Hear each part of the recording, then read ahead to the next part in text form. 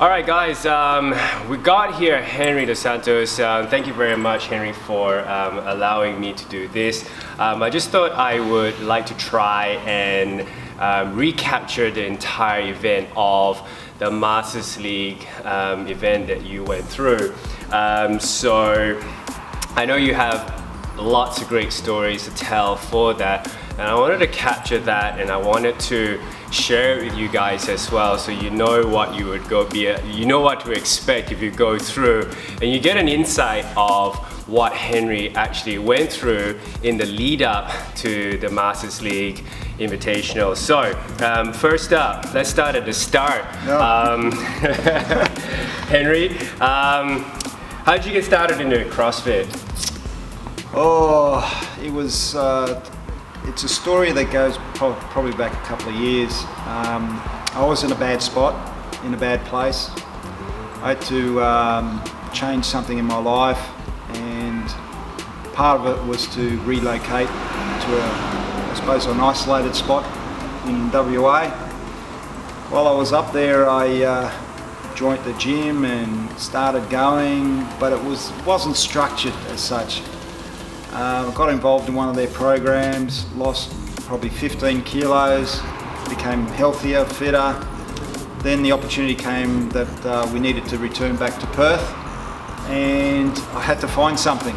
And at the time, Chad, my son, was actually a member of Fibre, and it sort of worked for where I was working, where we were living, so I gave it a try, and that's how I got into CrossFit. Other than that, the closest thing I got to CrossFit was when I was in the military, maybe 20, 30 years ago, and it's certainly changed since then.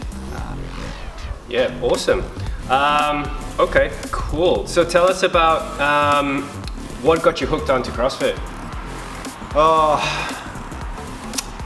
It's the learning new skills.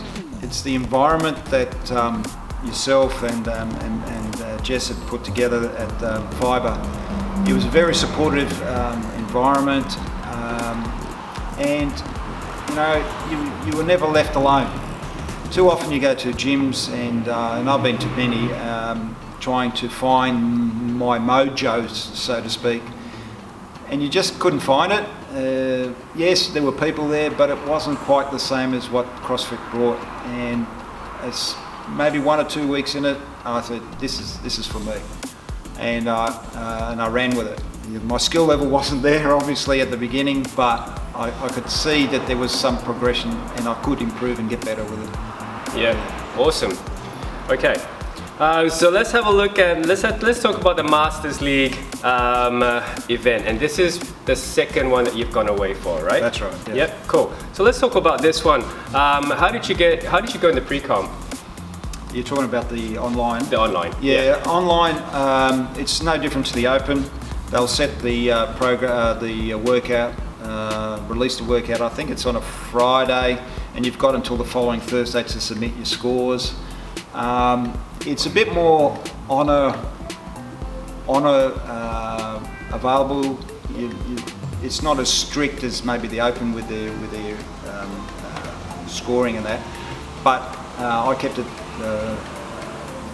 level and did it as prescribed, and obviously with your support, because I did it all the time at Fibre, and you also had a crack at it.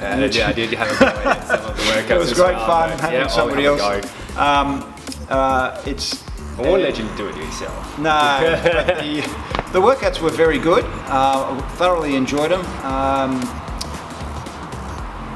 They give you an understanding where you sit in the community. The beauty of Masters League, it allows you 3 different levels of competency. So you've got your soldier, which is equivalent to beginners. Mm-hmm. You've got warrior, which is equivalent to, say, your intermediate level, and you've got your heroes, which is the big boys, the RX, who have got all the skill sets that CrossFit brings.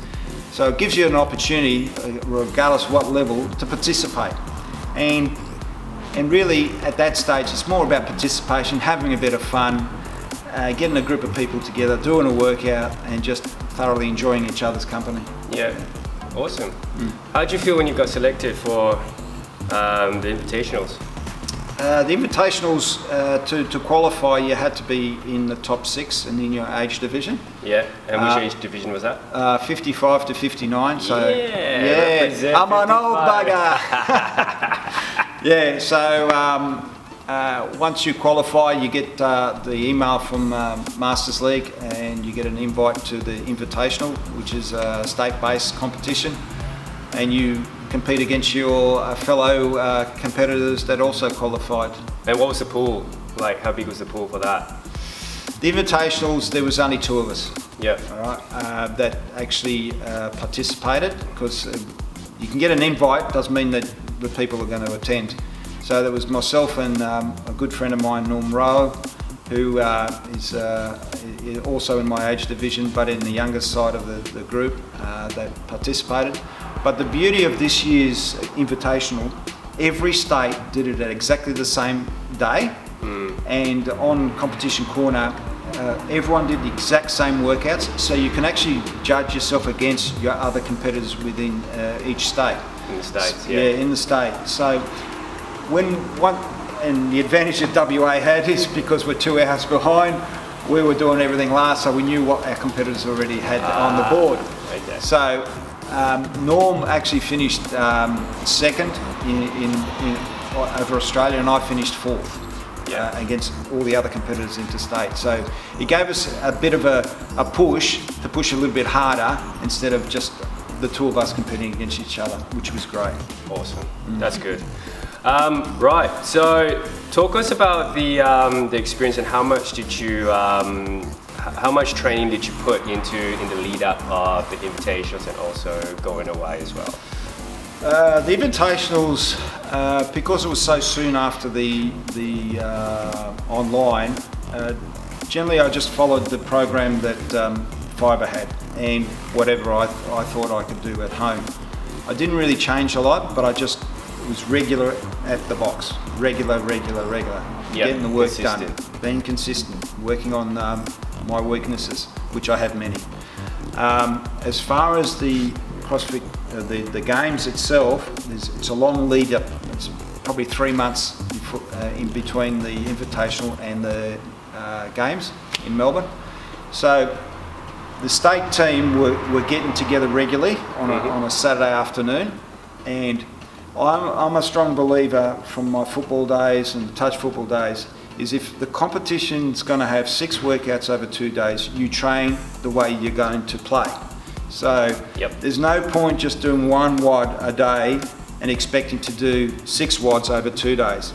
So my Friday, Saturday was usually definitely do a WOD on Friday, either in the morning or in the evening, and then do the morning session at the box, whatever is programmed, then going to the state training in the afternoon. Now sometimes the venues would vary, and I'd have to get in the car. There was one weekend we were in Bass, which was down at Bustleton. Oh yeah, bit of travelling. And then Yanship was another time, or boxes around the Perth metro area. And we had a session at Jacob's Ladder to practice our running. And generally with the state training, there was at least 3 WODs that we did during that training session. We'd always start with a run, because the run was in the at the games, so we'd probably go for 1 2K run as a beginning, and then we'd practice or do a WOD, which would involve front squats, bear crawls, or handstand walks. There'd be thrusters. We'd be doing lots of thrusting. Every session there was thrusters. Thrusters is a good bang for buck movement, you know it. Yeah, ring work. We did a lot of ring work, a lot of bar work, a lot of dead ball throws. And it's where I got introduced to this strapping 2 boxes together and jumping over it. Never experienced that before. That's 2 24-inch boxes on top of each other, strapped together, and we had to jump over it. That was a skill in itself, and even that was a weakness at the games for me, but at least I had some idea before going into it and go, how the hell am I going to get over this thing?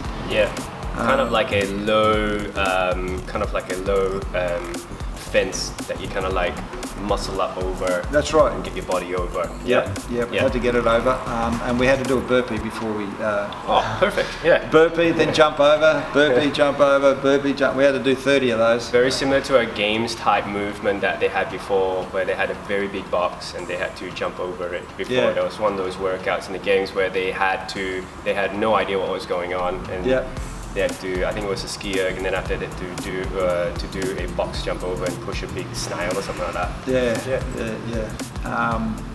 So that was probably 3 months of continuously doing that. Yep. I only missed one Saturday session with them, and that was right at the beginning. And I kept working out.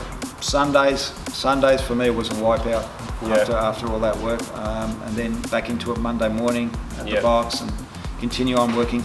I was religiously coming here at West Perth to practice my gym work, practice my weightlifting, just to gain a bit of strength and technique, because I knew somewhere along the workouts there's going to be something for the blokes who are good at lifting. Yeah. And that's one of my weaknesses. So I kept working on that. Yes, I kept with them, but there's still more work to do. Yeah. Oh, so there's a lot of work for us to do in a lot of areas. Yeah. So tell us about your fueling and your eating habits. My fueling, Jesus. This is something that you guys would be interested to listen to. Well, I ate meals coming out of my ring gear. Continually eating.